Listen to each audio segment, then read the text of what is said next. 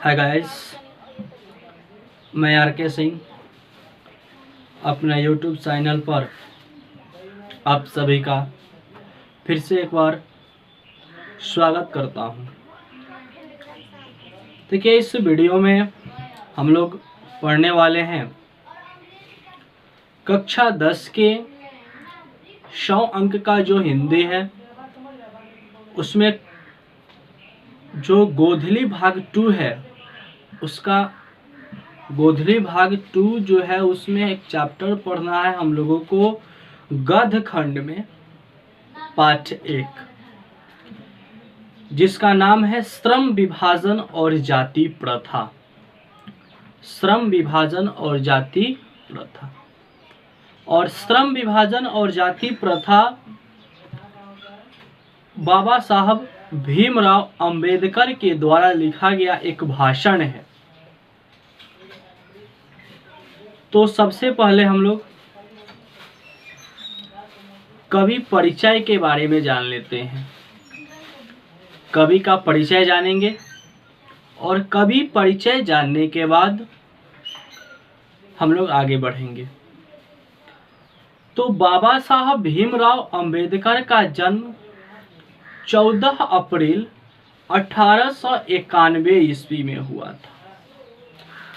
14 अप्रैल 1891 ईस्वी में बाबा साहब का जन्म हुआ था।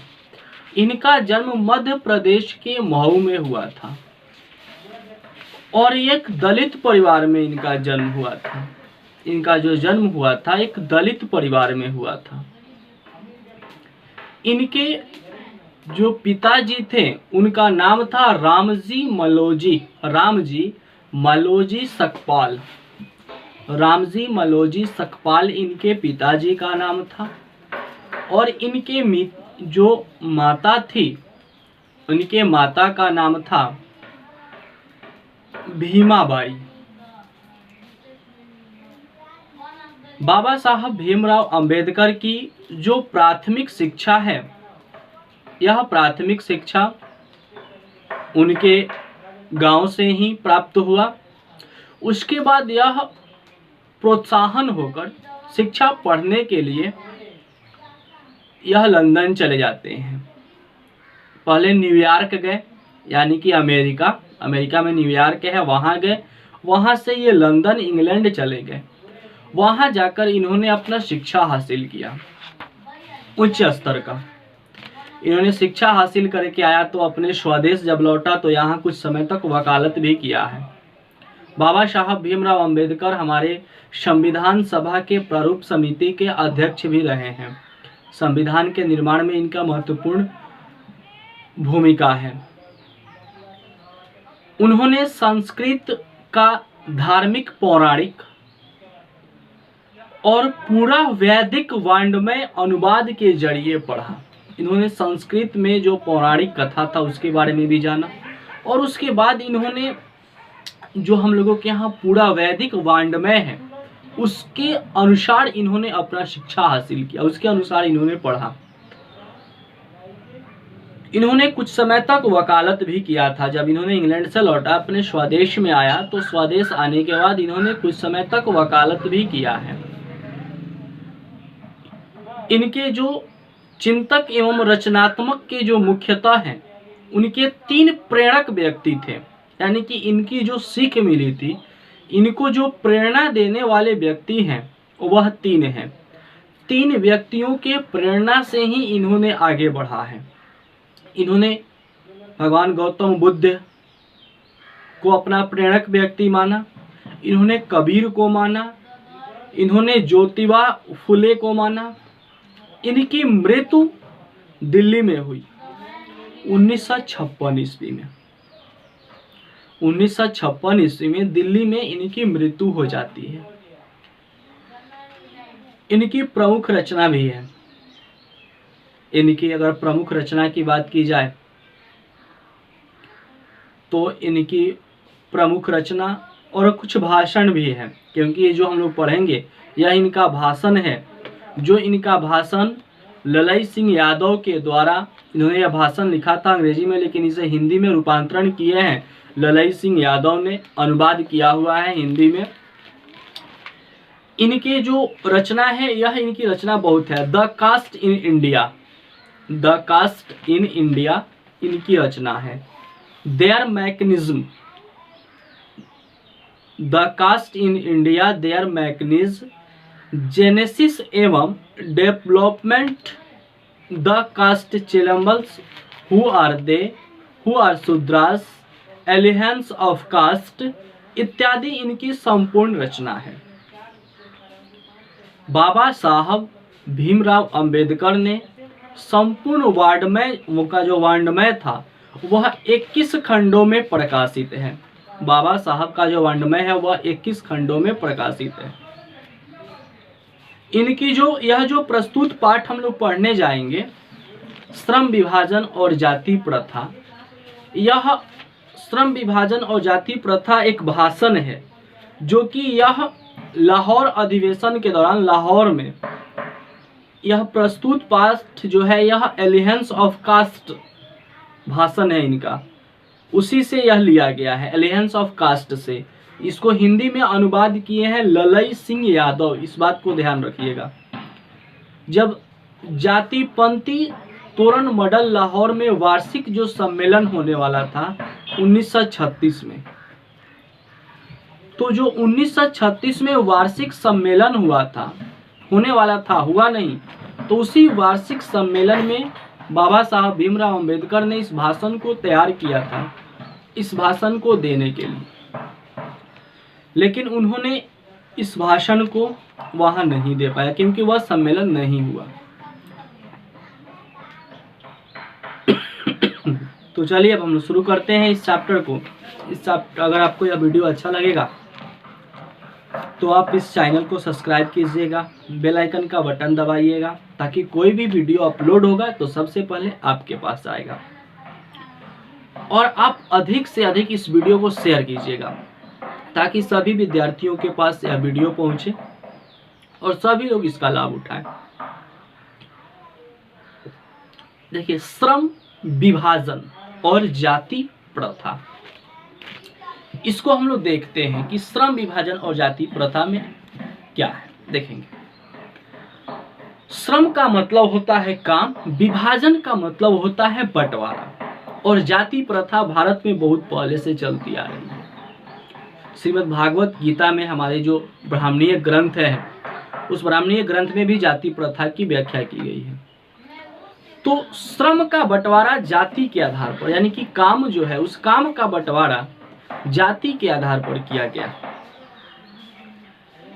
बाबा साहब भीमराव अंबेडकर जो है वह पढ़े लिखे दलित परिवार के व्यक्ति थे, लेकिन वह पढ़े लिखे व्यक्ति थे।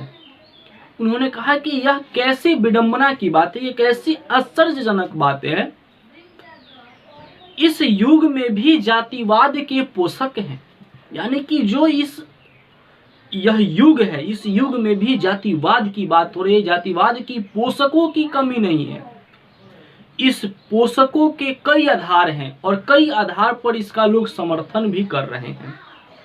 जातिवाद का जो पोषक है इसका समर्थन लोगों ने कई आधार पर कर रहा है।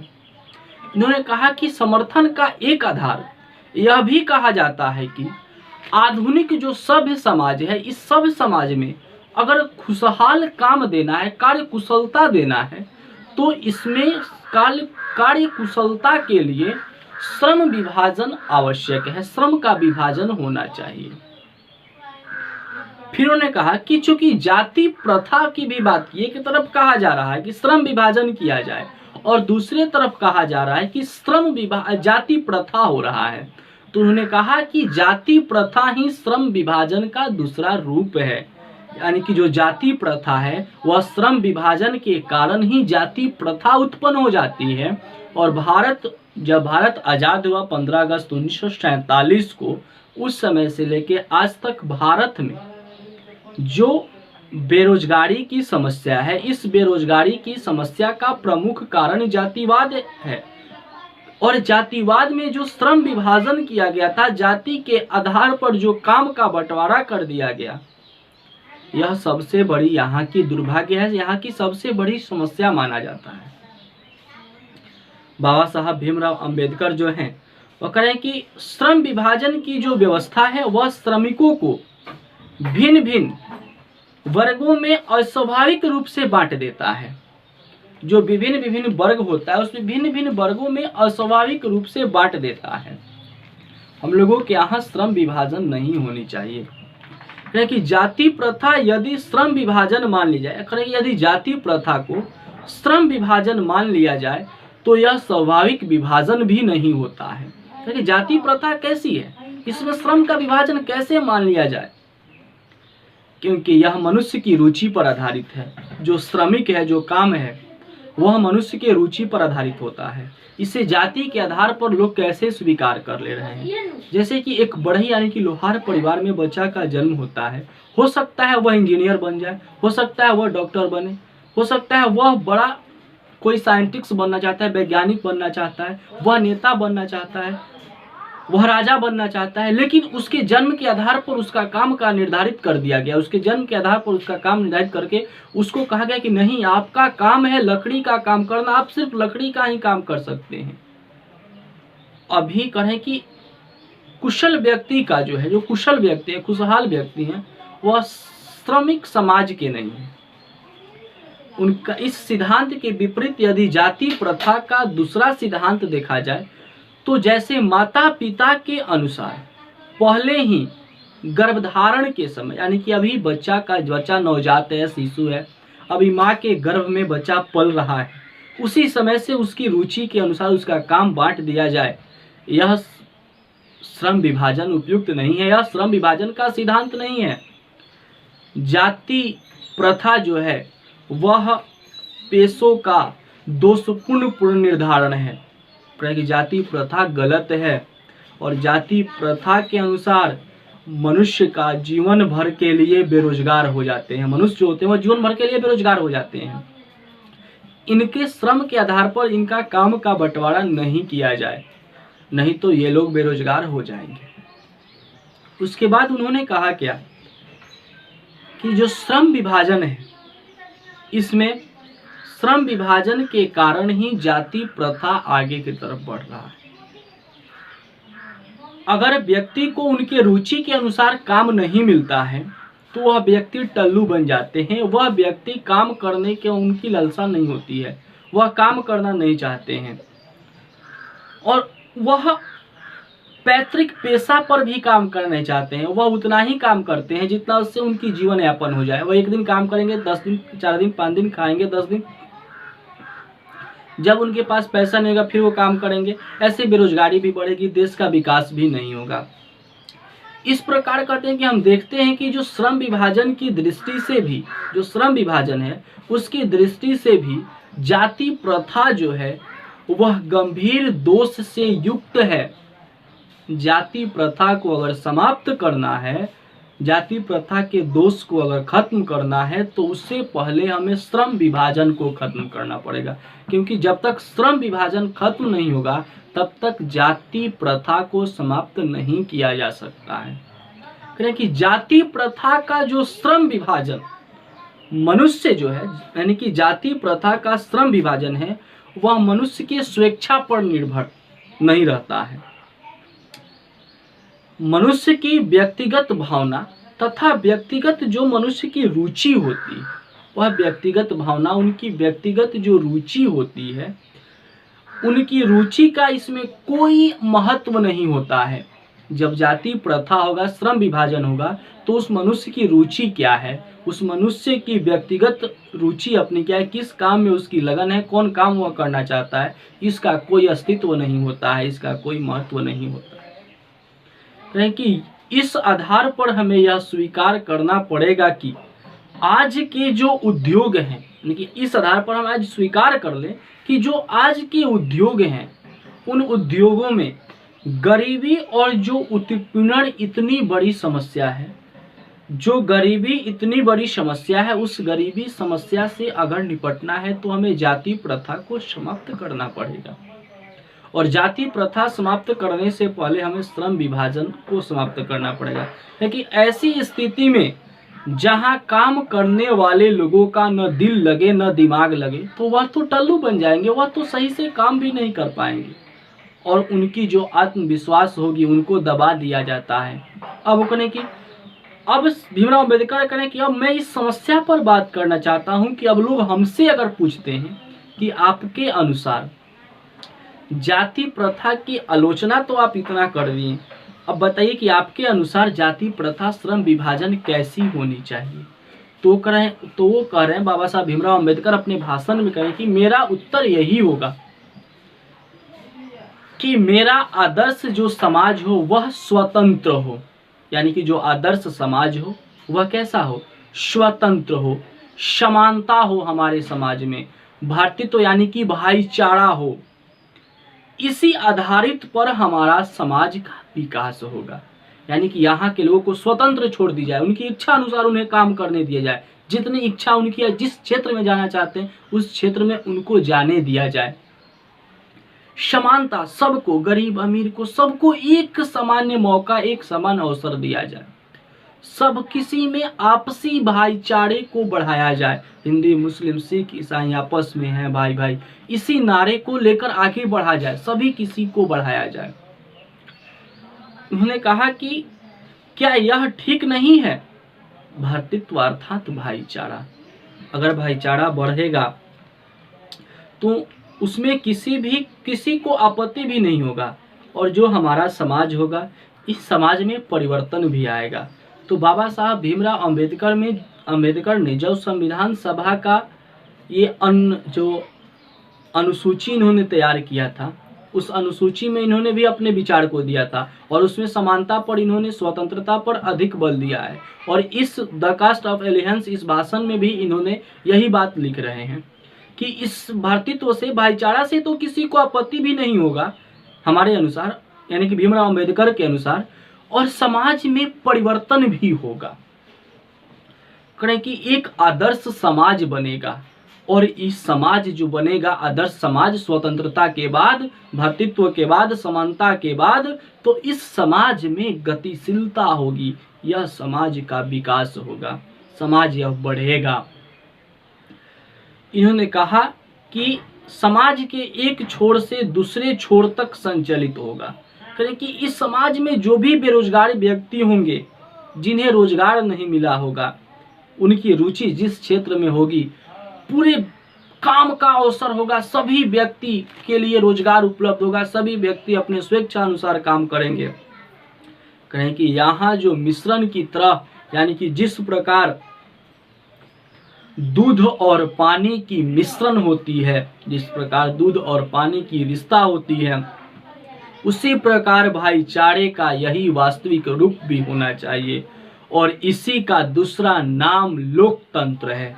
जो भारत में लोकतंत्र की स्थापना की गई 26 जनवरी 1950 में जो हम लोगों ने संविधान लागू किया, उस संविधान में हम लोगों ने श्रम विभाजन को समाप्त कर दिया, और हम लोगों के यहाँ जाति पर आधारित काम को नहीं रखा गया।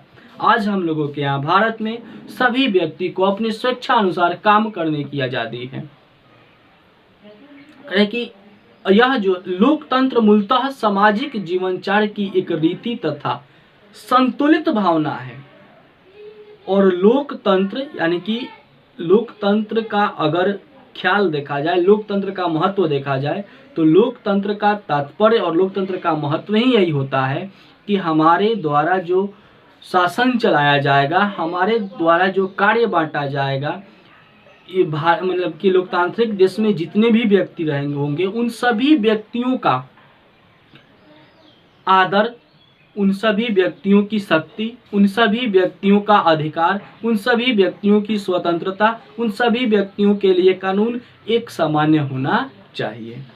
तो आई होप अगर आपको ये वीडियो अच्छा लगा हो तो आप मेरे चैनल को सब्सक्राइब करें, बेल आइकन का बटन दबाएं इसे, और मेरे चैनल को सब्सक्राइब करके बेल आइकन का बटन दबाकर और इसे अधिक से अधिक शेयर करें, ताकि सभी विद्यार्थियों को इससे लाभ मिले। अगर आपको ये वीडियो अच्छा लगा हो तो इसमें आपका सारांश भी इस वीडियो में है, इसका सारांश भी देख लीजिएगा। सारांश 5 नंबर का पूछता है। ऑब्जेक्टिव क्वेश्चन जो भी पूछेगा बनेगा। आपके पास अगर बुक होगा तो बुक से देखिएगा। ये कहानी पढ़ने के बाद, ये वीडियो देखने के बाद जितना भी क्वेश्चन होगा सभी क्वेश्चन बन जाएंगे। अगर आपको अच्छा लगा हो तो इसको आप मेरे चैनल को अधिक से अधिक शेयर कीजिएगा। धन्यवाद।